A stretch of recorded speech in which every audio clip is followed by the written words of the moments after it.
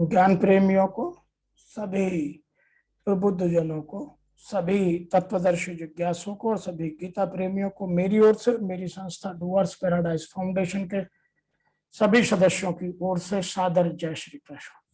आज हम वर्तमान युग में आध्यात्मिक चिंतन की श्रृंखला के तहत गीता के 7वें अध्याय के श्लोक संख्या 2 की व्याख्या कर रहे हैं। इसमें भगवान ने विज्ञान सहित ज्ञान का वर्णन करने के लिए भगवान की प्रतिज्ञा और उसकी प्रशंसा का वर्णन है, जिसको ऋषि वेदव्यास जी ने इसे लिखा है। ज्ञानम ते अहम स विज्ञानम इदम वयक्षामि अशेषतः यत गत्वा न इह भूय अन्यत ज्ञात्वम अविशस्यते। मैं तेरे लिए यह विज्ञान सहित समता से कहूंगा, जिसको जानने के बाद फिर इस विषय में जानने योग्य कुछ भी शेष नहीं रह जाएगा। अर्थात मैं यहां परा और अपरा प्रकृति की स्वतंत्र सत्ता नहीं है, यह ज्ञान है, और परा अपरा सब कुछ एक भगवान ही है, यह विज्ञान है। इन दोनों बातों की व्याख्या करूंगा। अहम सहित सब प्रकार, अहम सहित सब कुछ भगवान है, यह भगवान का समग्र रूप ही विज्ञान सहित ज्ञान है, और इस विज्ञान सहित ज्ञान को जानने के बाद कुछ भी जानना शेष नहीं रहता, क्योंकि सब कुछ भगवान ही है। इसे जानने के बाद यदि कुछ शेष रहेगा तो वह भी भगवान ही शेष होगा, अन्यथा कुछ शेष नहीं बचेगा। तो ऐसी व्याख्या के लिए भगवान ने खुद यहां अपनी तरफ से यह बात कही है। In English, I shall fully teach thee this knowledge combined with the experience, which being known, nothing more besides here remains to be known. मैं तुम्हारे लिए इस विज्ञान सहित तत्व को ज्ञान का संपूर्णतया कहूंगा, जिसको जानकर संसार में फिर कुछ भी जानने योग्य शेष नहीं रह जाता। Some people are describing English in a different manner. They are saying, I will completely tell you about the knowledge with self-realization, knowing that there is nothing more remaining to know. Therefore, we have to understand these kind of shlokas very sensitively. यहां भगवान ने दो बातें बहुत तीव्रता से कहने का प्रयास किया है। क्या है? मैं तेरे लिए इस विज्ञान सहित ज्ञान को संपूर्णता से कहूंगा। पूर्ति काल में यज्ञ जिसकी सृष्टि करता है, उस अमृत तत्व की प्राप्ति के साथ मिलने वाली जानकारी का नाम ज्ञान है। ज्ञान क्या है? पूर्ति काल में यज्ञ जिसकी सृष्टि करता है, उस अमृत तत्व की प्राप्ति के साथ मिलने वाली जानकारी का नाम ज्ञान है। परमात्मा या परम तत्व परमात्मा की प्रत्यक्ष जानकारी का नाम ज्ञान है। महापुरुष को एक साथ सर्वत्र कार्य करने की जो क्षमता मिलती है, वह विज्ञान है। तो यहाँ ज्ञान और विज्ञान दोनों को बिल्कुल स्पष्ट से बताया गया है।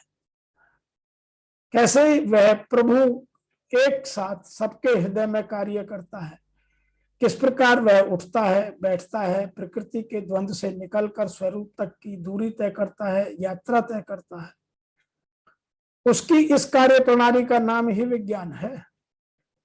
इस विज्ञान सहित ज्ञान को संपूर्णता से कहूंगा, जिसे जानकर या सुनकर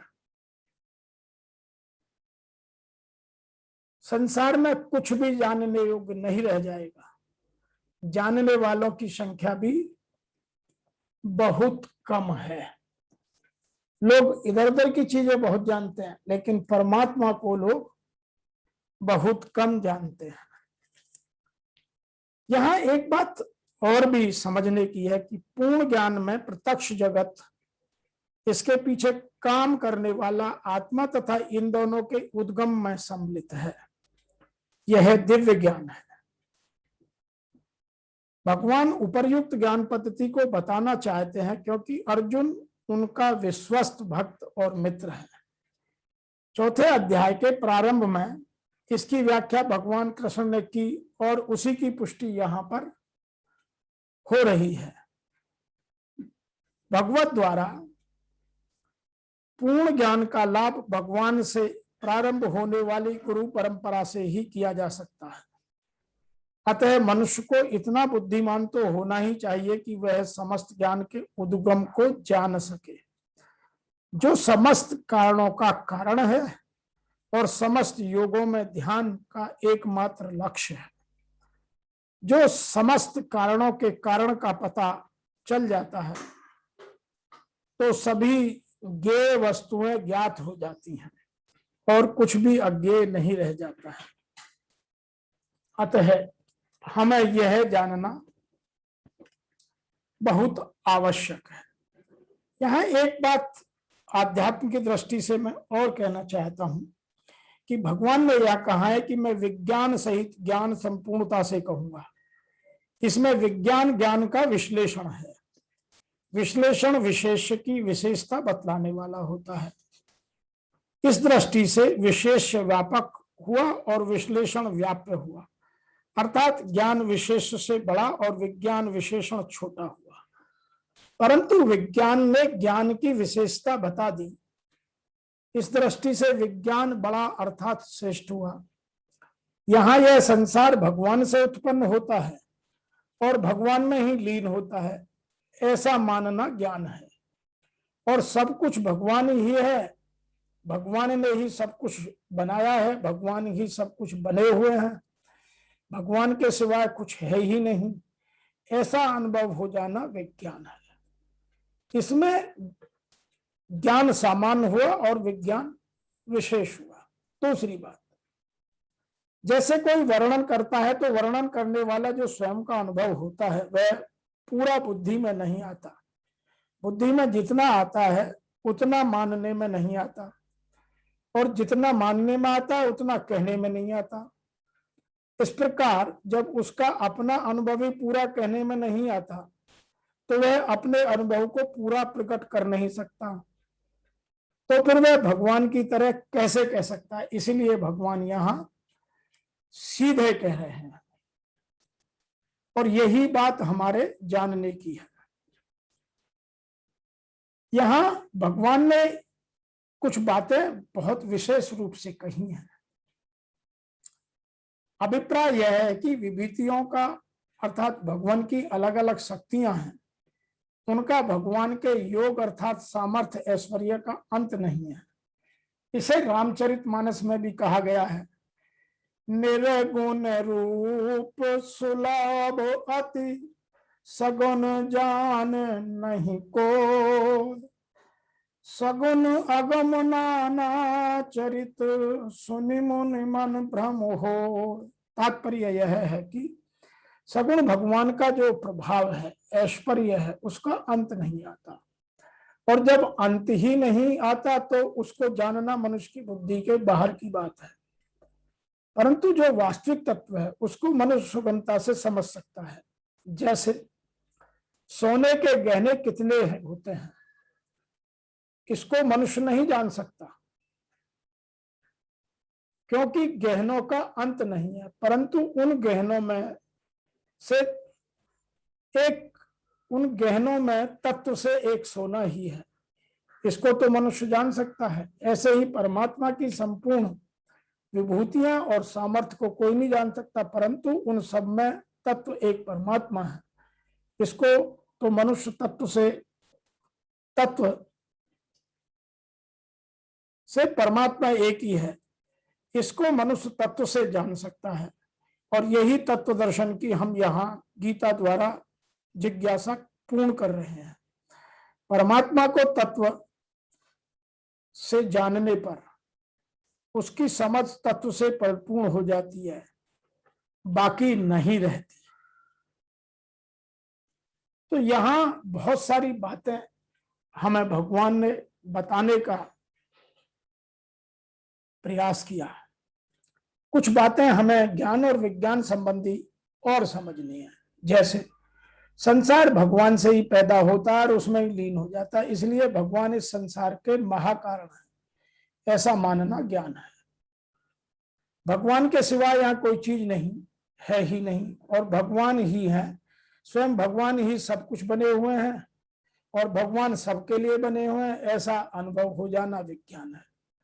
अपरा और परा की प्रकृति मेरी है, इसके संयोग से संपूर्ण प्राणियों की उत्पत्ति होती है और मैं इस संपूर्ण जगत का महाकारण हूं, ऐसा कहकर भगवान ने बताया कि मेरे सिवाय अन्य कोई नहीं है।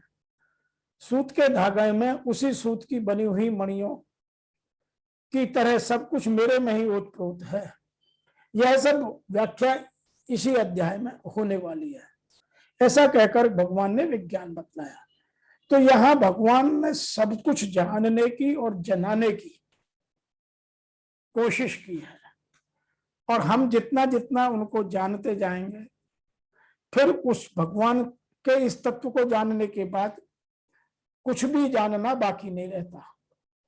इसका तात्पर्य यह है कि इंद्रियों से, मन से, बुद्धि से जो परमात्मा को जानता है वह वास्तव में पूर्ण जानना नहीं है। कारण है कि ये इंद्रियां, मन, बुद्धि प्राकृत है, इसलिए प्रकृति से अतीत तत्व को नहीं जान सकते।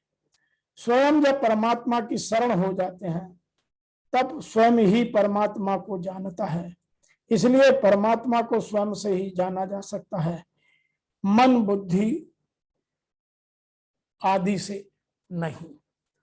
तो भगवान ने यहाँ ये जो बात हमें समझाने की कोशिश की है, इसको ध्यान में रखते हुए हमें आज के इस श्लोक से एक बात स्पष्ट से नजर आई।